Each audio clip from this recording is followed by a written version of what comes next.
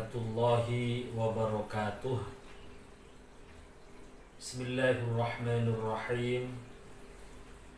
Alhamdulillahilladzi faddala Ramadana ala sa'iri syuhuri birrahmah wal maghfirah wa ikrim minan nar.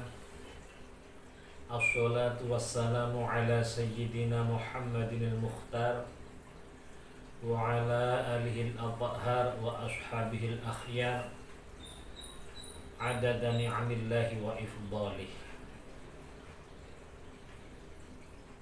Faqad qala Allah ta'ala fi kitabihil karim, a'udzu billahi minasy syaithanir rajim, bismillahirrahmanirrahim. Ya ayyuhalladzina amanu kutiba alaikumus syiyamu kama kutiba alal ladzina min qablikum la'allakum tattaqun. Shadaqallahul azim. Kepada kaum muslimin muslimat, nahdhiyin nahdhiyat rahimakumullah. Alhamdulillah, kita bersyukur kehadirat Allah Subhanahu wa ta'ala karena saat ini kita telah berada pada akhir bulan Sya'ban, yang artinya kita akan segera memasuki bulan suci Ramadan. Bagi umat Islam, Ramadan adalah bulan yang sangat dinanti-nantikan kedatangannya. Bulan yang sangat dirindukan kehadirannya. Kenapa demikian? Tentu umat Islam menantikan dan merindukan hadirnya Ramadan ini cukup memiliki alasan yang kuat. Di antara alasan-alasan yang menyebabkan umat Islam merindukan kehadiran Ramadan, pertama adalah karena Ramadan itu sebagai bulan yang mulia, bulan yang utama. Kalau kita teliti di dalam kitab suci Al-Quran, bahwa Allah tidak pernah menyebut sama sekali satu bulan pun di dalam Al-Quran kecuali Ramadan. Syahru Ramadan alladzi unzila fihil Quran. Bulan Ramadan yang di dalamnya diturunkan Al-Quran. Di sini Allah menyebut Ramadan. Dalam Al-Quran Allah tidak pernah menyebut nama Sya'ban, tidak pernah menyebut nama Rajab, tidak pernah menyebut Dzulhijjah dan lain sebagainya. Tapi yang disebut hanya satu, yaitu Ramadan. Ini menunjukkan kemuliaan bulan Ramadan. Di dalam Al-Quran Allah tidak pernah menyebut nama satu sholat sunnah pun selain tahajud. Wa minal laili fatahajjad bihi nafilatan lak. Dan sebagian dari malam maka bertahajudlah kamu sebagai tambahan ibadah bagimu. Allah dalam Al-Quran tidak pernah menyebut nama sholat sunnah selain tahajud. Allah nggak pernah menyebut nama sholat sunnah rawatib, qobliyah, ba'diyah. Allah nggak pernah menyebut nama sholat duha. Allah tidak pernah menyebut nama sholat tasbih dan lain sebagainya. Tapi hanya tahajud yang Allah sebut. Ini membuktikan bahwa tahajud adalah sholat sunnah yang paling utama. Dalam Al-Quran pun Allah tidak pernah menyebut nama satu hari pun kecuali hari Jumat. Ya ayyuhalladzina amanu idza nudiya lis-sholati mi yaumil jumu'ati. Mi yaumil jumu'ati, Allah sebut Jumat. Allah nggak pernah menyebut nama Senin, Selasa, Rabu dan lain sebagainya. Hanya Jumat yang Allah sebut. Ini menunjukkan bahwa Jumat adalah hari yang paling mulia. Demikian bulan Ramadan adalah bulan yang paling mulia karena Allah hanya sebut Ramadan, tidak menyertakan bulan-bulan lain. Maka inilah yang menjadi alasan pertama kenapa kita umat Islam senantiasa merindukan datangnya Ramadan. Yang kedua, di antara alasan kenapa umat Islam merindukan datangnya Ramadan adalah karena Ramadan ini bulan diturunkannya Al-Quran.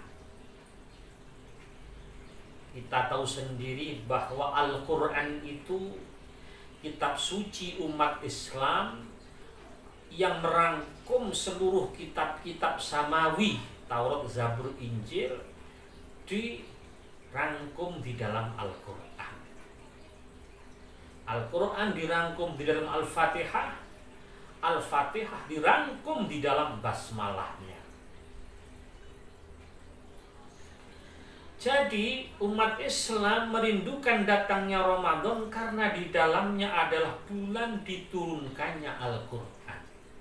Al-Quran sebagai bacaan umat Islam. Sehingga bagi umat Islam punya keyakinan bahwa siapapun yang mau berhubungan dengan Al-Quran, khususnya di bulan Ramadan, maka Allah angkat derajatnya. Siapa saja yang berhubungan dengan Al-Quran, sekali lagi Allah angkat derajatnya. Kita buktikan Al-Quran Allah turunkan melalui perantara malaikat Jibril. Akhirnya apa? Malaikat Jibril Allah angkat menjadi pemimpinnya para malaikat. Kemudian Al-Quran diturunkan oleh Allah kepada Nabi Muhammad. Maka Nabi Muhammad oleh Allah dijadikan Imamul Anbiya wal Mursalin, pemimpinnya para nabi dan para rasul. Umat Islam yang membaca Quran khususnya di bulan Ramadan dan yang mempraktekkan isinya, Allah angkat menjadi kuntum khaira ummatin, menjadi sebaik-baik umat. Bahkan bulan Ramadan yang Allah jadikan bulan diturunkannya Al-Quran, Allah jadikan Ramadan sebagai sayyidus syuhur, rajanya bulan. Maka karena inilah umat Islam merindukan datangnya Ramadan, karena di dalam bulan ini Allah turunkan Al-Quran. Kaum muslimin, muslimat rahimakumullah, itulah sebagian alasan kenapa umat Islam di situ merindukan datangnya bulan suci Ramadan. Untuk itulah marilah kita sambut datangnya Ramadan ini dengan hati yang bergembira. Sebagaimana sabda Nabi yang juga tertuang di dalam kitab Durratun Nasihin, man fariha bidukhuli Ramadana haramallahu jasadahu 'alan niran. Barang siapa yang bergembira dengan masuknya bulan suci Ramadan, maka Allah haramkan jasadnya disentuh api neraka. Mungkin orang bertanya, kenapa hanya bergembira saja mempunyai keutamaan yang besar bisa diharamkan jasadnya dari tersentuh api neraka? Perlu kita ketahui bahwa gembira akan datangnya suatu bulan yang di dalamnya penuh dengan keutamaan, itu adalah ibadah yang bernilai pahala. Sebagaimana kita cinta dengan para ulama, itu juga berpahala. Demikian pula cinta, senang dengan kehadiran Ramadan. Ini apa? Juga merupakan pahala. Untuk itulah marilah kita tanamkan rasa senang kepada bulan suci Ramadan ini. Kemudian untuk menyambut datangnya Ramadan tahun ini, marilah kita seluruh umat Islam bersyukur kepada Allah Subhanahu wa taala, karena pada Ramadan tahun lalu kita masih belum bisa melaksanakan sholat tarawih di masjid-masjid dan musola-musola. Kita hanya melaksanakan di rumah dengan anak-anak dan istri. Namun tahun ini alhamdulillah pemerintah kita sudah mengizinkan kita semuanya bisa melaksanakan tarawih tadarus di musola-musola, masjid-masjid.